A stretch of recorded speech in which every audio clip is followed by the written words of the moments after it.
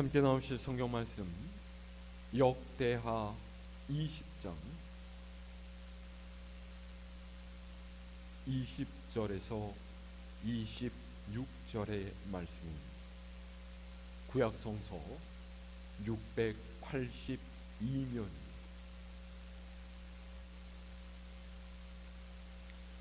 역대하 20장 20절에서 26절까지 제가 한 절 여러분이 한 절씩 교독합니다. 이에 백성들이 아침에 일찍 일어나서 드고와 들로 나가니라.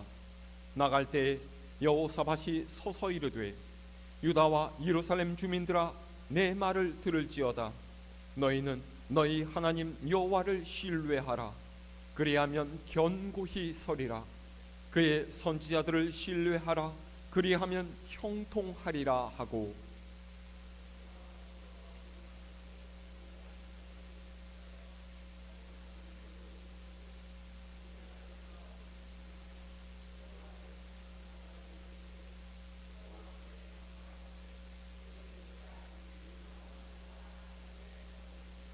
그 노래와 찬송이 시작될 때 여호와께서 복병을 두어 유다를 치러 온 암몬 자손과 모압과 세일산 주민들을 치게 하심으로 그들이 패하였으니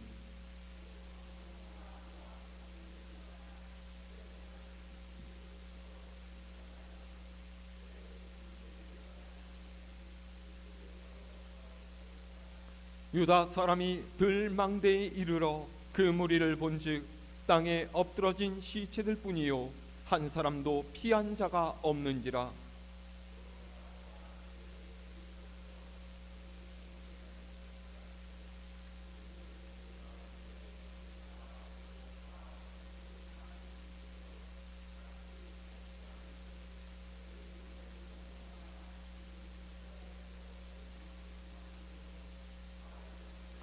함께합니다. 넷째 날에 무리가 브라가 골짜기에 모여서 거기서 여호와를 송축한지라. 그러므로 오늘날까지 그곳을 브라가 골짜기라 일컫더라. 아멘. 할렐루야. 날씨가 되게 많이 추워졌죠. 일주일 전까지만 해도 안 그랬던 것 같은데 요즘에 새벽 기도에 나오면 으슬으슬 몸이 춥더라고요. 그래서 그런지 요즘에 감기 환자들도 굉장히 많아진 것 같습니다. 우리 교인들 중에도 감기 몸살로 아프다고 하신 분들이 굉장히 좀 있어요. 여러분들 옷 따뜻하게 입으시고 감기 걸리지 않도록 건강에 유의하시기를 바랍니다. 살면서 우리는 크고 작은 어려움의 순간을 겪습니다. 그리고 그때마다 우리 마음에는 갈등이 일어나죠. 어떤 갈등이? 하나님을 믿고 그분의 인도하심을 신뢰하려고 하는 믿음과 세상의 힘을 의지해서 세상의 방식대로 문제를 해결하려고 하는 생각 간의 갈등. 그리고 이런 경우에 믿음으로 행하는 것을 선택하는 것은 굉장히 어려운 일이죠. 왜요? 우리는 부지불식 중에 세상의 흐름에 몸을 맡긴 채 둥둥 떠내려가는 삶을 살고 있기 때문입니다. 그런데 보통 하나님께서는 그 세상의 흐름을 거슬러서 하나님께서 원하시는 삶을 살라고 말씀하시죠. 그럴 때 하나님의 말씀에 순종해서 알겠습니다. 제가 하나님의 뜻대로 하겠습니다 하고 대번에 하나님의 말씀에 따를 수 있을까요?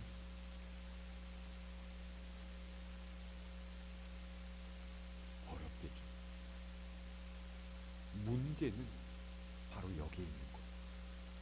우리는 내가 그리스도인이기에 하나님의 말씀을 따르는 것이 당연하다라고 머릿속으로는 그렇게 생각하지만 실제로 내 삶의 상황 속에서 그렇게 행동하기란 결코 쉽지가 않다라는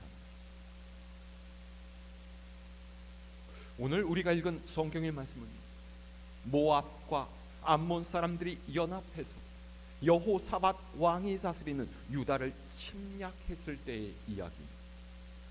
엄청난 대규모의 군대가 유다를 침공했지만 유다는 이에 맞서 싸울 힘을 갖고 있지 않았습니다. 나라가 멸망할 수 있는 절체절명의 이 시기에 여호사밧 왕은 온 나라의 백성에게 금식하며 기도할 것을 선포하고 여호와 하나님께 간절히 부르짖어 기도했다. 자, 우리 오늘 말씀 위로 쭉 올라가서요 20장 1절에서 4절 말씀 함께 읽어볼까요? 1절에서 4절의 말씀 시작. 그 후에 모압 자손과 암몬 자손들이 마온 사람들과 함께 와서 여호사밧을 치고자 한지라. 어떤 사람이 와서 여호사밧에게 전하여 이르되 큰 무리가 바다 저쪽 아람에서 왕을 치러 오는데 이대 하다손사말 곧 엔게디에 있나이다 하니 여호사밧이 두려워하여 여호와께로 낯을 향하여 간구하고 온 유다 백성에게 금식하라 공포하매 유다 사람이 여호와께 도우심을 구하려 하여 유다 모든 성읍에서 모여와서 여호와께 간구하더라. 아멘. 여호사밧 왕이 이 위기의 때 가장 먼저 한 일이 무엇입니까? 그는 여느 왕들처럼 주변의 동맹국에게 사신을 보내서 우리를 도와줄 군대를 보내주십시오 요청할 수도 있었어요. 성벽을 튼튼히 보수하고 무기들을 점검하며 온 나라의 장정들을 다 끌어모아서 군대의 숫자를 늘리면서 전쟁을 대비할 수도 있었죠.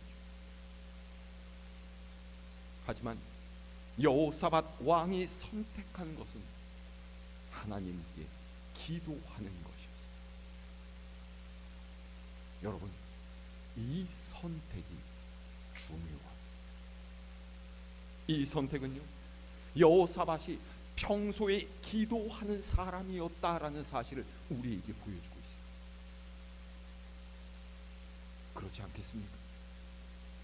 아무리 내 힘으로 감당할 수 없는 큰 위기가 닥쳤다라고 해도 평소에 기도하지 않던 사람이 갑자기 하나님 앞에 나와서 기도할 수는 없는 것. 도리어 세상의 힘을 의지하고 세상의 방식대로 해결하려고 애쓰는 경우가 대부분이죠.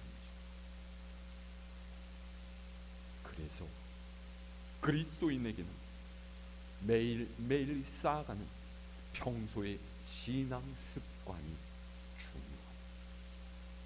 날마다 성경을 읽고 기도하며 하나님 앞으로 나오려고 애쓰는 모든 것이 믿음의 습관을 몸에 붙여가기 위한 훈련의 과정입니다. 여러분 모두가 이 신앙의 훈련을 게을리하지 마시기 바랍니다. 지금보다 더욱더 성장하고 발전해가는 하나님 앞으로 더 가까이 나아가는 여러분이 되시길 바랍니다. 자, 20절에서 21절의 말씀 읽어볼까요? 시작. 이에 백성들이 아침에 일찍 일어나서 드고와 들로 나가니라. 나갈 때 여호사밧이 서서 이르되 유다와 예루살렘 주민들아 내 말을 들을지어다. 너희는 너희 하나님 여호와를 신뢰하라. 그리하면 견고히 서리라. 그의 선지자들을 신뢰하라. 그리하면 형통하리라 하고 백성과 더불어 의논하고 노래하는 자들을 택하여 거룩한 예복을 입히고 군대 앞에서 행진하며 여호와를 찬송하여 이르기를 여호와께 감사하세 그의 인자하심이 영원하도다 하게 하였더니. 아멘. 위기의 상황에 하나님께 부르짖은 여호사밧 왕과 유다 백성의 간절한 기도를 들으시고 하나님께서는 구원의 역사를 펼치시겠다 말씀해 주셨습니다. 오늘 말씀이 17절은요 레위 사람 야하시를 통해서 전하신 하나님의 말씀이 기록되어 있죠. 자, 위로 조금 올라가서 17절 말씀도 함께 읽어볼까요? 시작. 이 전쟁에는 너희가 싸울 것이 없나니 대열을 이루고 서서 너희와 함께한 여호와가 구원하는 것을 보라. 유다와 예루살렘아 너희는 두려워하지 말며 놀라지 말고 내일 그들을 맞서 나가라. 여호와가 너희와 함께하리라 하셨느니라. 아멘. 아멘. 하나님께서는 여호사밧과 유다 백성에게 너희가 여호와의 구원을 보게 될 것이다 라고 하셨습니다. 내가 너희와 함께하리니 너희는 두려워하지 말고 놀라지 말고 그들과 맞서라 하셨죠. 그리고 이 하나님의 응답을 받고서 여호사밧 왕은 전투에 앞서서 굉장히 놀라운 준비를 시킵니다. 뭐죠? 이방 연합군과 어떻게 싸울지 작전을 짜고 군대를 어떻게 배치할 것인가를 논의한 것이 아니에요. 드고와 들판에 모인 사람들에게 여호와 하나님과 그의 선지자들을 신뢰하라고 외친 여호사밧은요 찬양하는 사람들을 군대 앞에다 세워서 행진하게 합니다. 그러니까 창칼이 번뜩이는 전장에 효율적으로 적군을 무찌를 수 있는 대형을 짠 것이 아니라 악보와 악기를 손에 든 성가대를 군대 앞에다가 내세웠다라는 것. 여러분, 여호사밧 왕의 이 명령을 이해하실 수가 있으시겠어요? 야, 이거 뭐 아무리 믿음이 대단하다고 해도 이건 좀 오버하는 것 아닐까요? 사람이 보기에 전혀 이해할 수 없는 이런 엉뚱하고 황당한 결정의 이유가 무엇이겠습니까? 선지자가 전한 하나님의 말씀, 하나님의 약속을 믿는 믿음, 그들이 눈으로 보는 현실에 대한 두려움보다 훨씬 더 컸기 때문입니다. 그리고 하나님의 말씀을 전폭적으로 신뢰한 이 믿음의 행동이 놀라운 하나님의 역사를 불러일으켰던 것이죠. 자, 22절에서 23절 말씀입니다. 시작. 그 노래와 찬송이 시작될 때 여호와께서 복병을 두어 유다를 치러 온 암몬 자손과 모압과 세일산 주민들을 치게 하심으로 그들이 패하였으니 곧 암몬과 모압 자손이 일어나 세일산 주민들을 쳐서 진멸하고 세일 주민들을 멸한 후에는 그들이 서로 쳐 죽였더라. 아멘. 어떤 일이 일어났어요? 유다 군대 앞에선 성가대 찬송이 시작될 때 여호와께서 두신 복병이 암몬과 모압 연합군을 쳤다라고 했어요. 복병이란 숨겨둔 군사라는 뜻이죠. 이 복병은 여호사밧 왕이 숨겨놓은 군사가 아니에요. 그는 너희가 싸울 것이 없다라고 하신 하나님의 말씀을 믿고서 전혀 전쟁을 대비하지 않았기 때문이죠. 그러면 이 복병은 어디로부터 나온 사람들입니다? 오늘 말씀에는 확실히 기록되어 있지 않지만 23절의 말씀을 근거로 성경의 학자들은 이방인들 사이에 섞여온 세일산 주민들, 즉 에돔 사람들일 거라고 추측하고 있습니다. 그러니까 이방 연합군 사이에 자중질환이 일어나도록 하나님께서 역사하셨고, 이 시비와 다툼이 점점 더 격렬해져서 이방 연합군이 서로를 쳐 죽이는 큰 싸움이 일어나게 되었다라는 거죠. 얼마나 큰 싸움이었든지 유다를 치러 왔던 그 많은 군대가 한 사람도 살아남지 못하고 다 죽었고요. 죽은 적군으로부터 거둔 전리품이 너무나 많아서 그것들을 거두어 드리는 데만 사흘이 걸렸다. 말씀은 이렇게 기록하고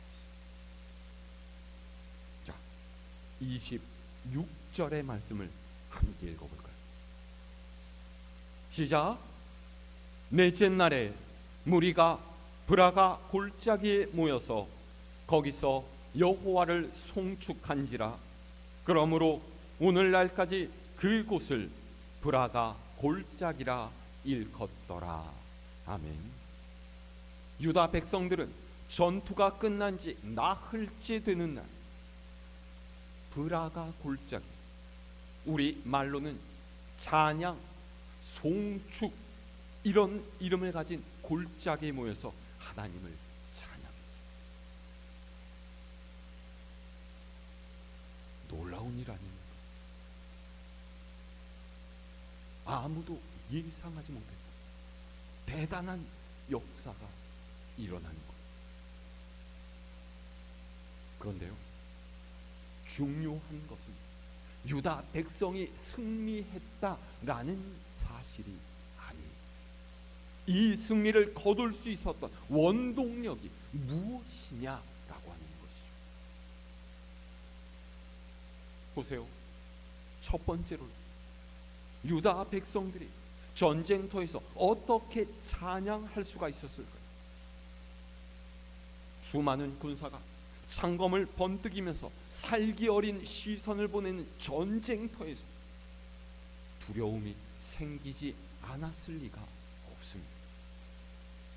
그런데도 어떻게 이들이 찬송을 부르면서 적군의 앞으로 나아갔을까? 그것은 하나님께서 주신 믿음이 있었기 때문입니다. 이 전쟁은 사람의 힘이 아닌 하나님께서 대신해 주시는 전쟁이, 전능하신 하나님의 팔이 우리를 지키고 보호하신다는 굳센 믿음이 그들에게 있었기 때문입니다. 이 믿음은 그렇게 될 거야 하는 막연한 믿음이 아니에요.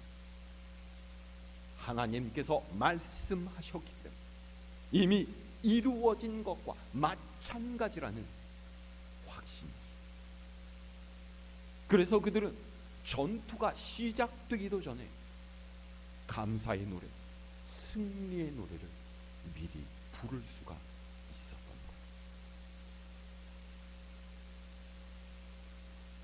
거예요. 여러분, 얼마나 찬양하면서 살고 계십니까?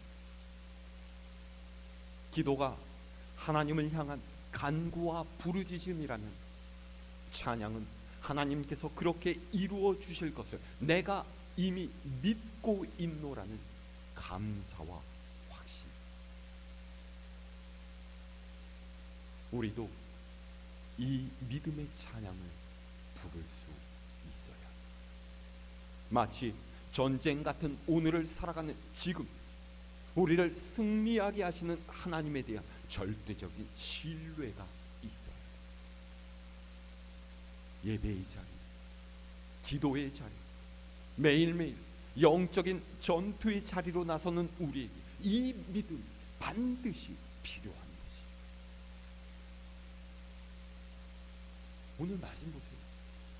찬양대가 군대보다 앞에 있었다라고 했잖아요.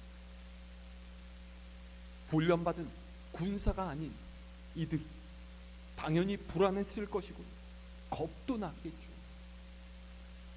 여러분들이 전쟁이 나는데 맨 앞에 서서 나아가게 된다라고 생각해 보세요. 오금이 떨리지 않겠습니까? 하지만 그럼에도 불구하고 이들은 대열의 맨 앞 최선두에서 행진했습니다. 그렇게 할 수 있었던 것은 눈에 보이는 그 현실을 믿음의 힘으로 이겨냈기 때문이죠.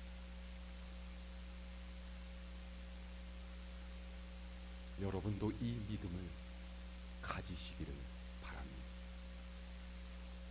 우리의 삶에 기적과 같은 은혜를 베푸시고 우리를 지키시는 하나님을 전적으로 신뢰하는 이 믿음으로 세상에서 승리하는 여러분이 되시기를 바랍니다.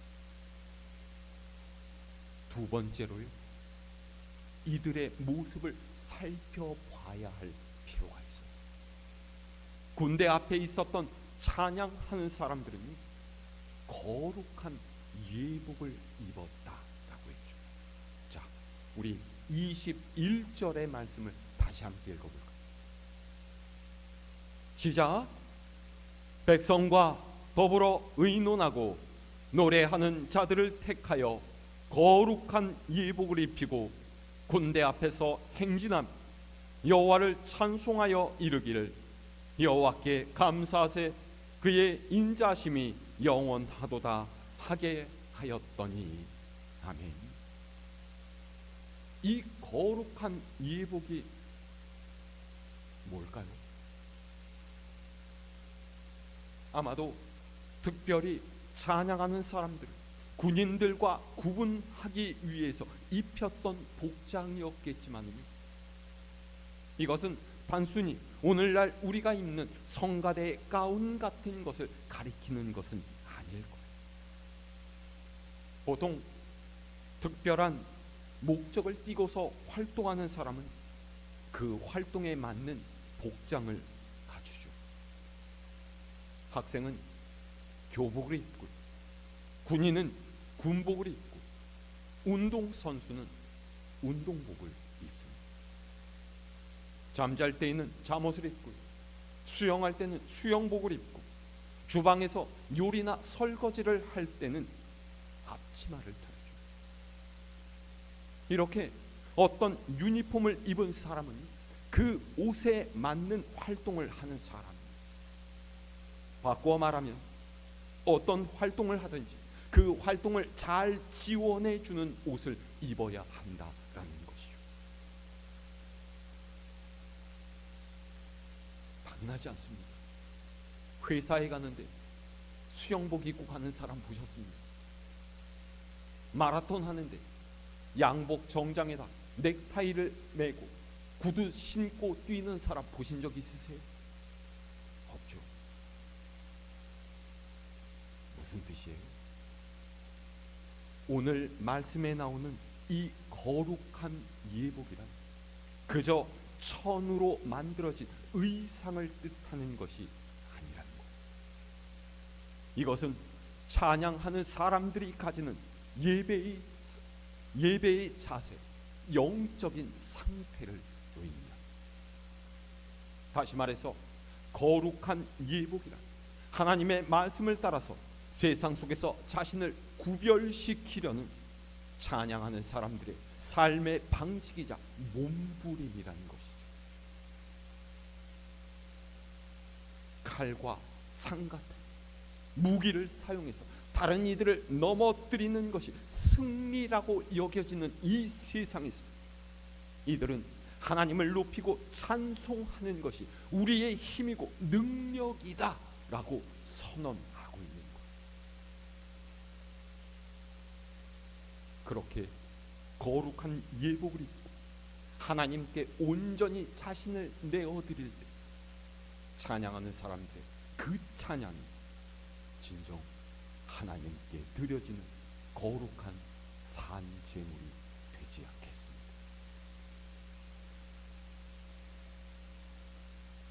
사도 바울은 로마서 13장에서 이렇게 증언하고 있어요.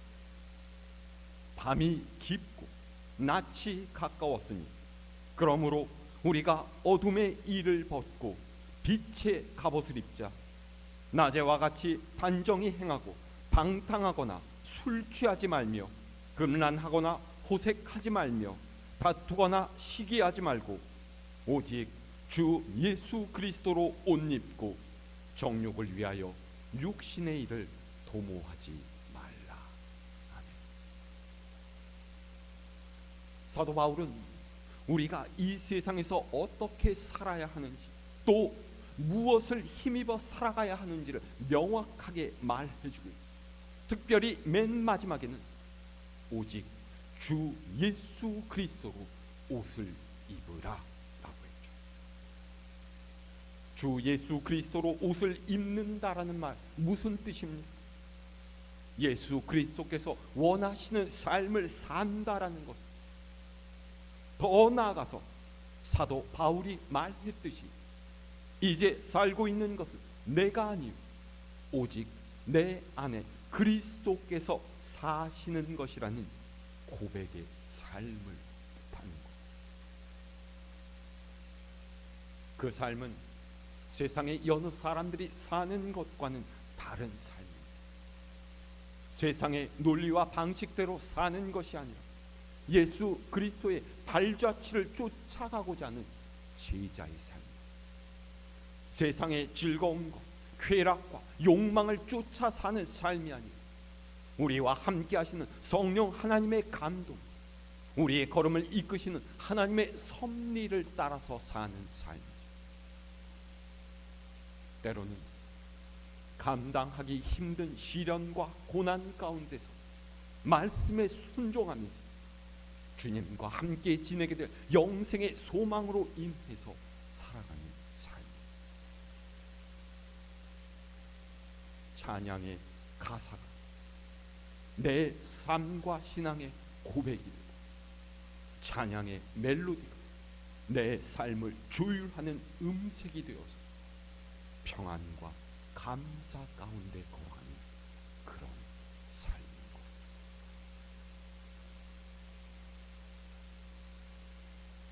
이 믿음의 삶이 여러분의 삶이 되시기를 바랍니다.